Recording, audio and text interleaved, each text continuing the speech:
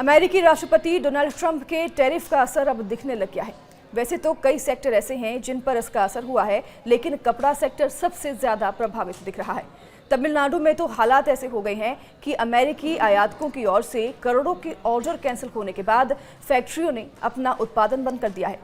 भारतीय कारोबारियों का तमाम ऑर्डर या तो कैंसिल हो गया है या फिर दूसरे देशों को शिफ्ट हो गया है। तमिलनाडु के तिरुपुर में कपड़ा उत्पादन करने वाली फैक्ट्रियां सुस्त पड़ गई हैं। यहां कपड़ा निर्यातकों का कहना है कि अमेरिका के राष्ट्रपति के 50% टैरिफ लगाने के बाद तमाम ऑर्डर्स होल्ड पर चले गए हैं या फिर कैंसिल हो गए हैं। तो भारतीय निर्यातकों के कई ऑर्डर्स बांग्लादेश, पाकिस्तान, वियतनाम और कंबोडिया में शिफ्ट हो गए हैं। इन देशों में टैरिफ 19 से 36% के बीच लग रही हैं, जो कि भारत के मुकाबले काफ़ी कम है। तो भारत से अमेरिका को जाने वाला तमाम शिपमेंट अब पाकिस्तान को मिल गया है। तो कई अमेरिकी खरीदारों ने ऑर्डर्स को होल्ड पर डाल दिया है।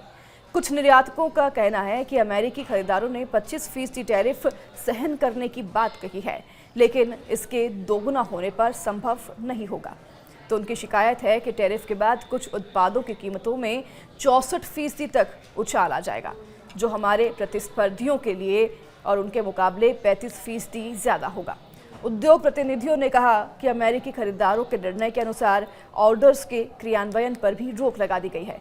तो अमेरिका द्वारा भारत पर 50% शुल्क लगाए जाने के बाद अमेरिका को कपड़ा और परिधान निर्यातक और इंतजार करो और देखो की स्थिति में अब हो गई हैं।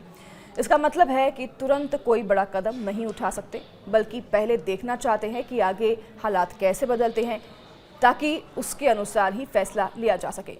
तो भारत और ब्रिटेन के बीच मुफ्त व्यापार समझौते पर हस्ताक्षर होने के बाद तिरुपुर के कारोबारियों को ब्रिटेन के बाजार से उम्मीदें हैं। तो वहीं प्रधानमंत्री नरेंद्र मोदी से बात करने के एक दिन बाद ही रूसी राष्ट्रपति व्लादिमीर पुतिन ने ब्राजील के राष्ट्रपति लूला डी सिल्वा से फोन पर बात की। क्रेमलिन के बयान के अनुसार दोनों नेताओं ने ब्रिक्स के भीतर रणनीतिक साझेदारी और समन्वय को और मजबूत करने के अपने संकल्प को दोहराया। तो ब्राजील के राष्ट्रपति कार्यालय के मुताबिक यह कॉल पुतिन की पहल पर हुई और इसमें न केवल ब्रिक्स बल्कि यूक्रेन, अमेरिका के साथ ब्राजील रूस सहयोग और हालिया टैरिफ नीतियों पर भी चर्चा हुई। तो एक दिन पहले राष्ट्रपति लूला ने प्रधानमंत्री मोदी को फोन किया था। दोनों नेताओं ने 2030 तक द्विपक्षीय व्यापार को $20 अरब से अधिक करने के लक्ष्य पर जोर दिया है। तो इसके साथ ही ऊर्जा, कृषि और तकनीक जैसे क्षेत्रों में सहयोग पर भी बातचीत हुई है। भारत ब्राजील संबंध खासकर ब्रिक्स और G20 जैसे बहुपक्षीय मंचों पर हाल के वर्षों में तेजी से मजबूत हुए हैं। तो अमेरिकी राष्ट्रपति डोनाल्ड ट्रंप ने हाल ही में भारत और ब्राजील दोनों पर उच्च टैरिफ लगाए हैं।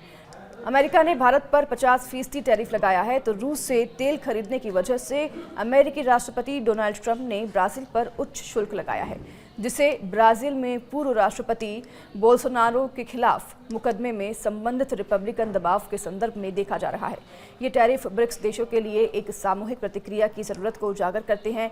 हालांकि लूला ने स्पष्ट किया है कि ब्राजील अकेले अमेरिका पर टैरिफ नहीं लगाएगा।